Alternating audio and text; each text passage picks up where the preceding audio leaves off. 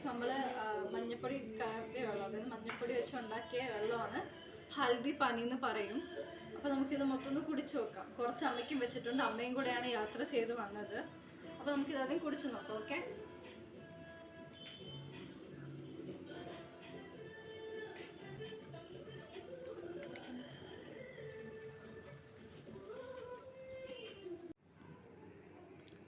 അപ്പോൾ ഗൈസ് ഇപ്പം ഞാൻ കുടിച്ച മഞ്ഞപ്പൊടി വെള്ളമില്ലേ, അത് ഭയങ്കര യൂസ്ഫുൾ ആയിട്ടുള്ള ഒരു പാനീയമാണ്. ഹൽദി പാനി എന്ന് പറയും. പപ്പ എനിക്ക് പറഞ്ഞു തന്നെയാണ്.